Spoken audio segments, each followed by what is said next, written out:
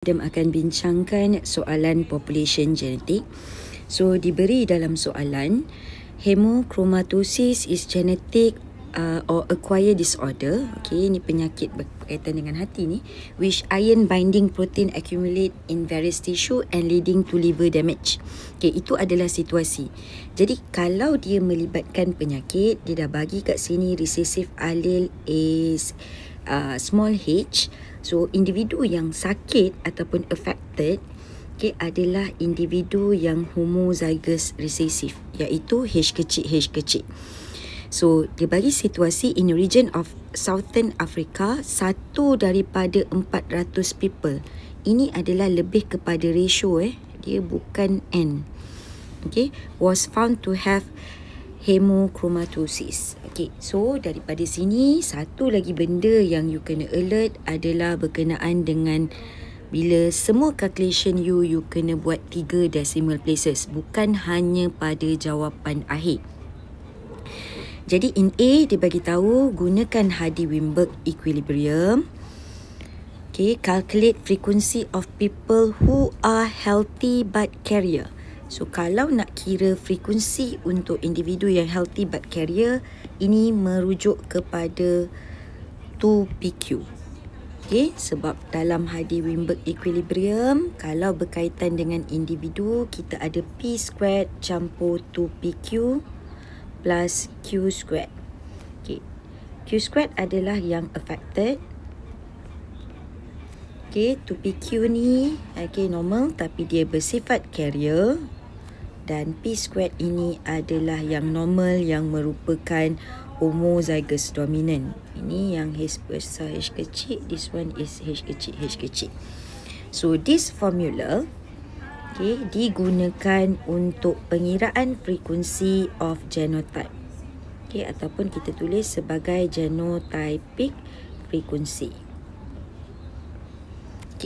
So, balik pada soalan, you tak boleh terus kira 2PQ tanpa dapatkan nilai Q dan P. And tips dalam bab ini, wajib start with finding Q squared. This is a must. Wajib begini. Jadi, Q squared kita adalah yang sakit 1 daripada 400. So, that's why kalau kita tengok frekuensi of homozygous recessive, kena ada ayat-ayat ni semua ya. Okay, Q squared is equal 1 bahagi 400.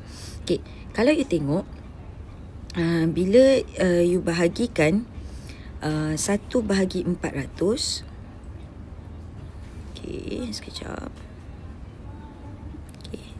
1 bahagi 400, you memang dapat nombor yang genap, 0.025.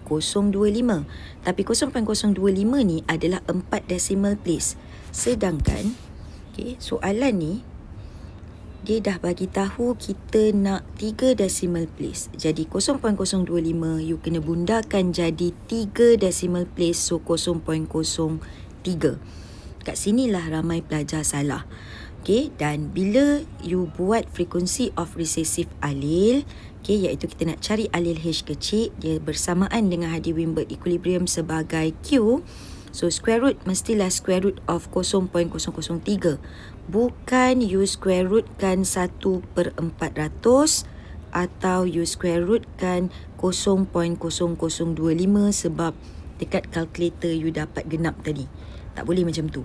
Sebab bila starting kat sini you salah, tak mematuhi 3 decimal place, jawapan you sampai ke bawah akan salah. Okay, so bila you dah dapat Q sama dengan 0.055, kalau dapat jawapan lain 0.06 atau sebagainya kan, contohlah.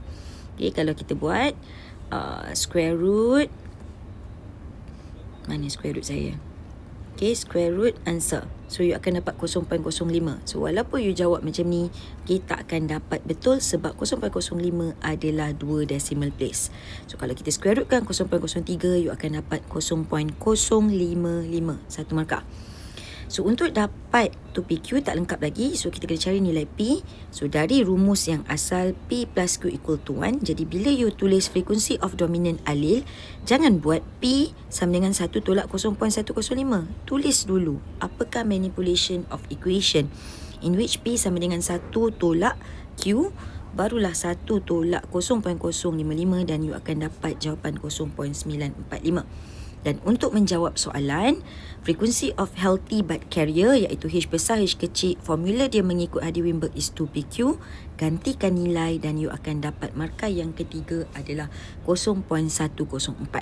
Tapi kalau you direct calculate daripada kalkulator, you takkan dapat jawapan yang sama. So, bila soalan dah bagi decimal place, jawapan you akan jadi salah kalau you tak follow decimal place tu atau you direct kira dari kalkulator terus. Okay, so every step kena jadikan 3 decimal place ataupun mengikut kehendak soalan. Okay, untuk yang B, okay, in population of 50,000, ini baru number of individu dalam population. Yang tadi tu more to perkadaran, ratio. How many individual is normal and not affected? So, bila kita search, okay, kita nampak normal ni adalah yang H besar sahaja. Tapi H besar, H kecil untuk penyakit ini juga adalah not affected walaupun dia carry in alil tersebut. Okay, jadi untuk kira this one, jangan terus kira directly P² plus 2PQ darab 50. You takkan dapat jawapan seperti saya. Okay, so kira step by step, semuanya mesti 3 desimal. So, saya gantikan nilai P² ni adalah untuk homozygous dominant 0.945² tambah 2 darab 0.945 darab 0.055. So, 3 decimal place dia untuk frekuensi adalah 0.997. Kalau you direct calculate dan terus darab dengan 50,000, you tak akan dapat jawapan seperti answer scheme. Dan untuk number, barulah kita darabkan dengan N. Dan kita dapat 49850. Okay, dan kalau kita tambahkan dengan tolakkan dengan 50,000, kita akan dapatlah yang sakit tu adalah 150. So, untuk last one adalah dia cerita tentang apabila berlaku population ni berubah disebabkan semua homozygous recessive tu mati. So, macam nak tahu berapa bilangan homozygous recessive yang mati, sama ada you darabkan Q² darab dengan 50,000 ataupun you boleh easily tolak 50,000 ni tolak dengan 49850 yang not affected tadi, you akan dapat 150 yang Q² ataupun H kecil. Okay, so macam yang saya pernah ajar, bila population tu berubah, dia dah tak follow Hardy-Weinberg, you tak boleh guna P dan Q yang lama. So tipsnya ialah 4 step, calculate and new. Okay, population yang baru. Selepas berubah, calculate gene pool. Seterusnya, you kena kira individu untuk setiap genotype sebelum population berubah, baru you buat perubahan. Dan selepasnya, barulah you kira alil yang ada dalam setiap frekuensi tu dan untuk kira frekuensi of recessive alil. Okay, so kalau kita tengok, tadi kita dah kira yang sakit ni ada 150, and new kita adalah 49850 sebab ini adalah yang Q². Next, kita akan cari gene pool sebab untuk kira alil punya frekuensi secara manual adalah menggunakan gene pool. So, kenapa darab 2? Sebab setiap genotype ini ada 2 alil. Okay, gene pool ingat total number of alil in the population. Okay, then berdasarkan calculation sebelum ni, nilai P dan Q sebelum ni, you kira lah berapakah frekuensi untuk homozygous dominant, okay, heterozygous dan juga homozygous recessive. Tapi kita kena ingat dalam population sekarang, this one is kill. Jadi ini sahaja yang ada. So kalau you tambahkan, dia bersamaan dengan number of individu yang ini.